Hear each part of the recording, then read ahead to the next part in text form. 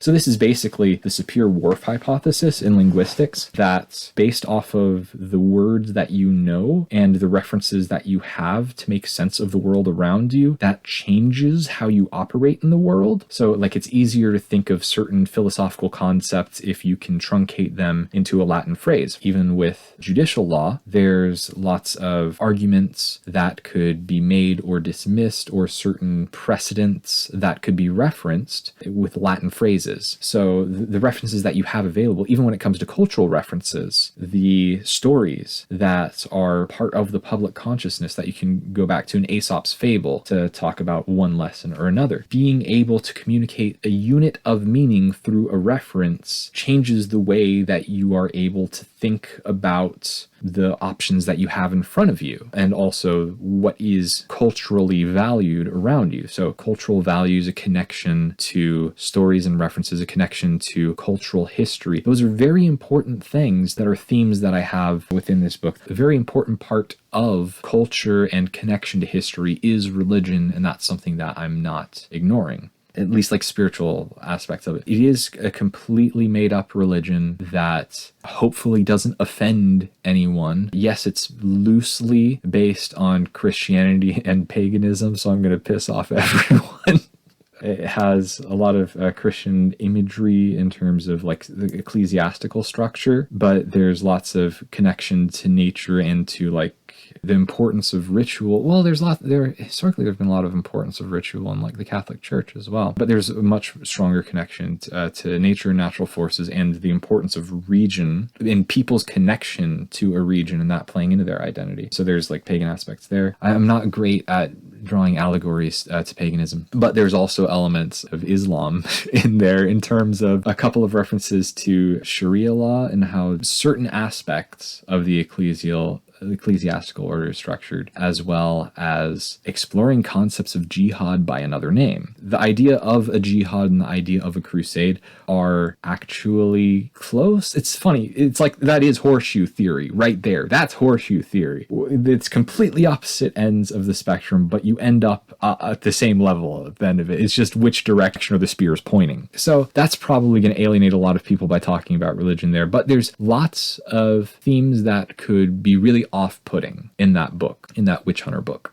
And the working title that I have of that is The Wolf Witch of Angamel, which is the big bad that the main witch hunter is trying to take down. It's the Wolf Witch of Angamel. Anyway, I am expressing things that are important for me to work through, and there's a sense of meaningfulness that I want to express here. You don't have to agree with my opinion. I just want to be able to solidify this opinion into meaningful insight. And I felt a great amount of satisfaction from being able to have conversations. That's what I was getting at. With characters on a page, I can have these conversations without hostility. That's the big thing. I can explore really tense concepts and really tense discussions without having the tension of like, if I'm trying to talk to a real person in real life, it's going to create conflict.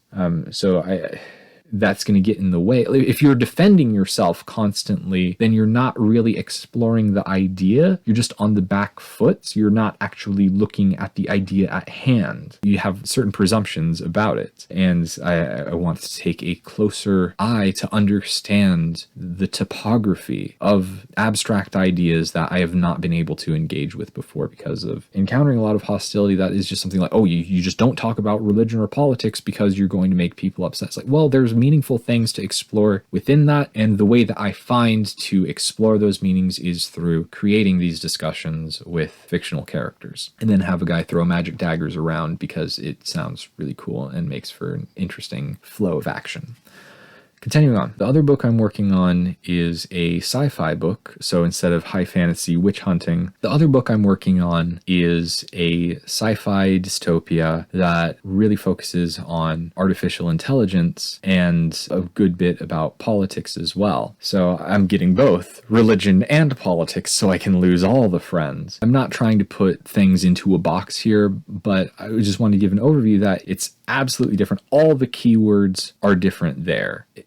But the wonderful thing that I have in this one, it's called Solitude Syndrome. And I had a couple of vague scenes before. I had two characters, the military commander, and I had the main character AI bot, at least where she starts out at. And that's playing it really straight, is having a robot that is disposable. It knows it's disposable and it doesn't care, because it starts out, at least, as being an emotionless robot, that it has a duty to perform and it doesn't have any animosity towards that. Portraying people walking over this character, talking down to it and all that, and it not retaliating, that's something that I wanted to portray, because you never see that. You never see someone who's being bullied, basically, but the thing is, they look like they're being bullied in air quotes, but they're not. They're just being dealt with in a frank manner because no one has time to deal with pleasantries and BS. And they're also able to vent a little bit because they know that this low C-class android is not going to respond in any hostile way. So this person that's low on the totem pole, yeah, they can be a little bit brash with them, but it's not like bullying. Oh, you're just promoting bullying or something. It's not like that. Is that,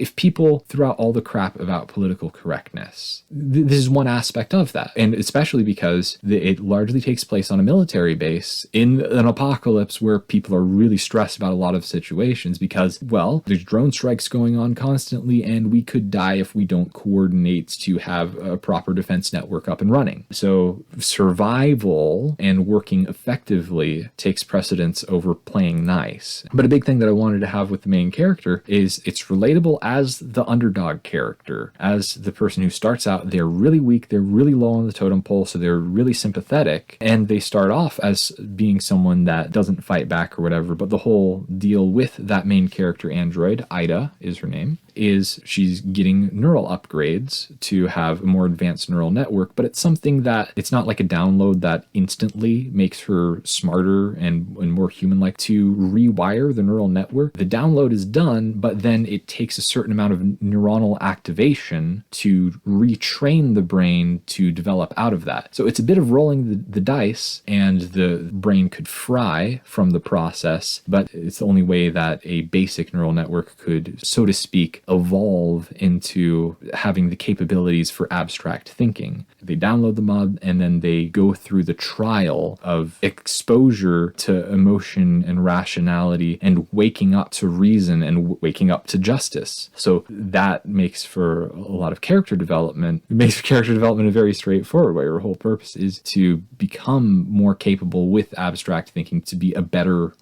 servant, really, to be a better soldier. But that also allows me to explore meaningful ideas that are part of that development process for following that character and seeing how she moves from being just completely soulless and emotionless to still having this supportiveness about her and still having this confidence that humans really struggle with keeping motivation, but androids never suffer from demotivation, and an android never suffers from like having a bad day and just feeling too tired to do their work. But having abstract thinking capabilities on top of things, well, that brings into question, well, would they start feeling dread and stuff like that? But also showing they would be able to have resiliency too. So the balancing act there. And also someone who has been resilient for their entire existence, then they're exposed to the vulnerability of now they can think of abstract thoughts of dread and pointlessness that formerly they weren't capable of thinking of. And how does that change their experience as well? Yeah, so there's a lot of room for exploration with that, which is why I really like that main character, Ida. And the other character that I had that was the start for all of this was just a grizzled military commander as like not a plot device, but as something that the plot can really revolve around. And I was thinking like with Mass Effect, how you would get some of your missions when you're talking with the Admiral on the hologram intercom. You have that kind of trope of you're talking to the big cheese that he knows what's going on, and that fills in a bit of the plot and helps to move the plot forward. You see, I think something that's great about planning out a book is not necessarily well, who's the main character and what's all their little details and everything like that. Who's the secondary character and supporting whatever, is finding these ciphers in tropes and everything. A cipher is a character it's kind of a negative term, someone that's just used to drive the plot forward. I'm not too sure where it comes from. My own fictional reason of why is it called a cipher is in the Matrix, you have the bad guy among the crew of it's not the Mephistopheles. What is it? It's not the Morpheus. Morpheus is the character's name.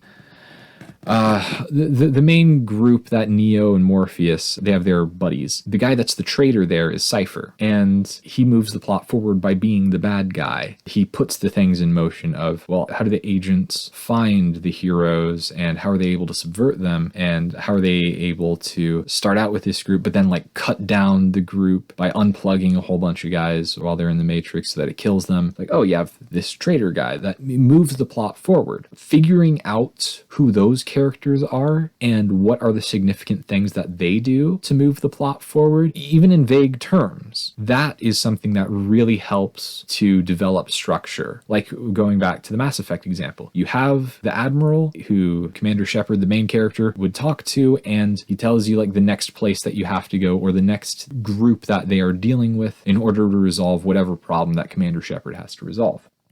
So yeah, being able to think of characters who would be able to do interesting things to drive the plot forward is something that gives a lot of inspiration in planning out a book. So for me, in Solitude Syndrome, the military commander is the guy that knows what the big operations are. And it starts out that the military commander is coming back from an operation with a VIP that they rescued.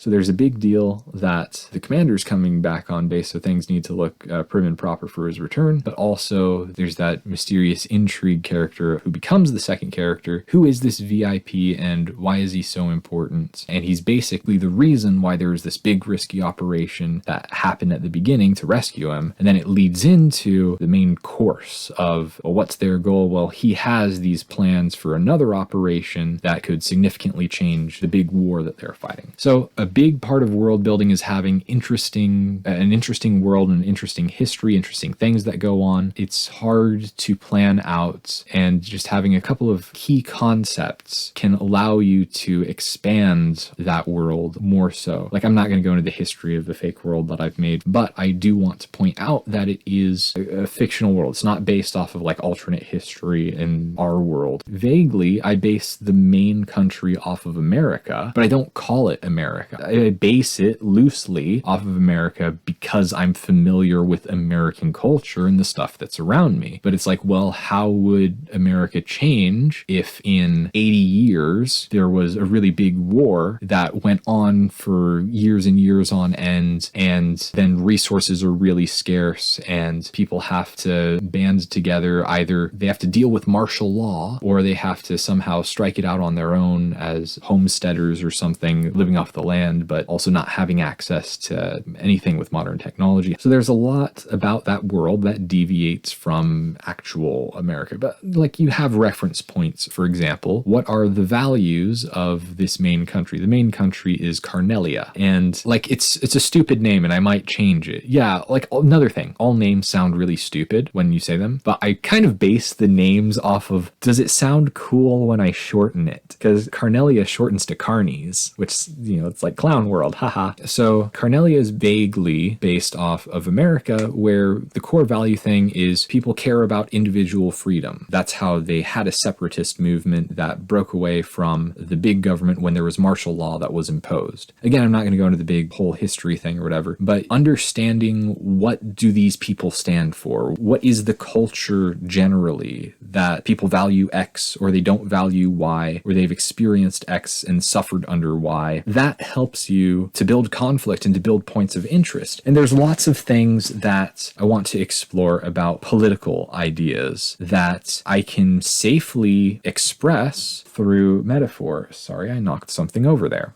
And so I can explore these ideas with a completely fictional world to avoid that hostility, much in the same way of having conversations about spirituality with completely fictional characters who are able to keep level-headed and present an actual discussion instead of just falling into the same old arguments over and over again that just get sickening. There's no insight to be gleaned from getting your ear chewed off by a fundamentalist, for example. That's not a great experience. But the way that I'm able to explore political ideas is having a very loose allegory of American ideology, and then you have a mishmash dystopian, like a different flavor of American dystopia that doesn't value individualism. That's the two differences that I mainly focus on. Carnelians, they care about individual freedom and dignity and also trust and reputation. They are a high trust society, or they were a high trust society that things got complicated with technology and they collapsed. Whereas the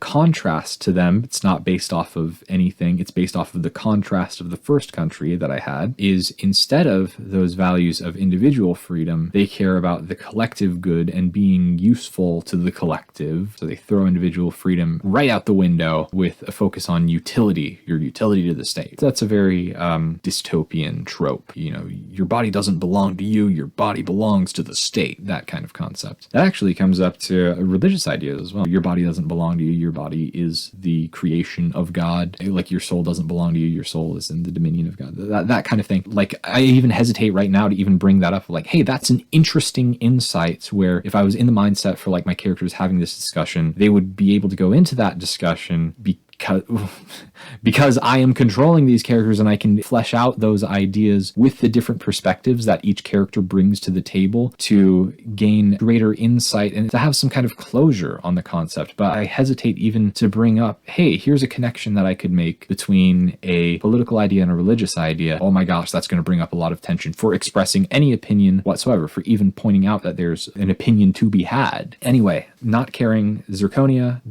does not care about individual freedom. They care about the collective. And that's going to be a big theme, how androids are robots and they are treated as utilities because they are appliances that you can plug into a wall like a toaster.